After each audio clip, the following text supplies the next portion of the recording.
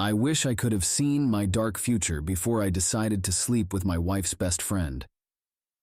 The Price of Infidelity marks Jack's painful journey towards acceptance and letting go. As he finalizes his divorce and reflects on his actions, the chapter explores themes of remorse and redemption. It leaves readers contemplating the irreversible impact of Jack's choices and his path forward in a world forever changed by his infidelity. Chapter 6. I wish I could have seen my dark future before I decided to sleep with my wife's best friend. If someone had told me, Jack, a few months back, that my life would turn out like this, I would have laughed in their face. But here I am, living a reality harsher than anything I could have imagined. Every morning, I wake up to an empty house, the silence a stark reminder of the chaos I brought upon myself. I keep thinking about the choices I made, the moments when I could have turned back but didn't. The affair with Eva, it was like a fire, exhilarating and dangerous. But fires, they don't just give warmth, they burn, and I've been scorched to my very core. The pain of losing Lily is relentless. It gnaws at me, a constant ache that never fades. And knowing that she's with Eva, it's a twist of the knife that never stops turning. I loved her, more than I ever showed, and now she's gone, a void that can't be filled.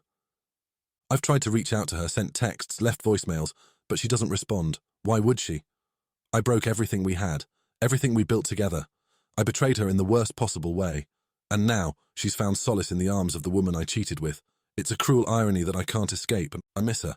I miss her laugh, her warmth, the way she'd look at me with those loving eyes. I miss the life we had, the future we planned. But all of that is just a memory now, a ghost of what could have been. Sometimes I see them around town, Lily and Eva, holding hands, smiling, looking like they haven't a care in the world. It's a punch to the gut every time. They look happy, genuinely happy, and I should be glad for her, for them, but all I feel is this gnawing emptiness, a sense of loss so profound it feels like I'm drowning. Work doesn't offer much respite. My colleagues, they look at me with a mix of pity and disdain. They know, everyone knows what I did. I'm the man who threw his marriage away, who hurt his wife so deeply she turned to her best friend for comfort.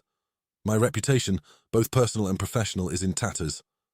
And Eva, I thought I felt something real for her, but now I see it for what it was, a desperate grasp at something new, something exciting. It wasn't love, not really. It was escapism, a way to avoid the problems in my marriage. Problems I should have faced head-on with Lily, instead of running into the arms of another woman. The loneliness is overwhelming. I come home to an empty house, eat dinner alone, and go to bed alone.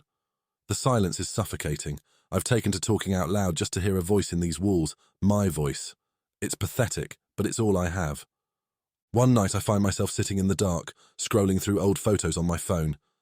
Pictures of Lily and me, of happier times. We look so happy, so in love. It's hard to reconcile that with where we are now.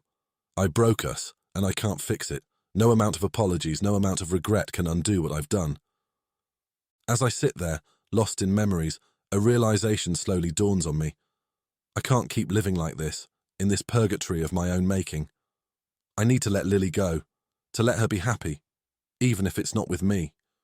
She deserves that much after all I've put her through. The next morning I make a decision.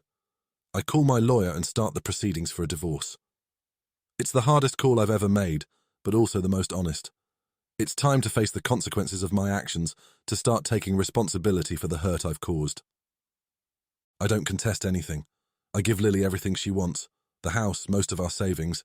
It's the least I can do, a small penance for the pain I've inflicted. And then it's done. The divorce papers come through, and just like that, my marriage is over. A chapter of my life, closed. The finality of it hits me hard. There's no going back, no second chances. I've lost the love of my life because of a moment of selfishness, of weakness. As I pack my bags and leave the house for the last time, I can't help but think about how different things could have been. If only I had seen the dark future that lay ahead, maybe I would have made different choices.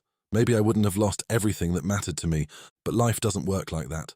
We don't get to see the consequences of our actions until it's too late. And now, I have to live with mine. I drive away from the house, leaving behind a life full of memories, of love and of heartache. I don't know where I'm going, but I know I can't stay here, in the shadow of what I've lost. As I head towards an uncertain future, the weight of my choice is heavy on my heart. I realize this is just the beginning of a long journey to redemption, to forgiveness, to finding a way to live with myself. And maybe, just maybe, a chance to find happiness again, in a life that's been irrevocably changed by my own doing.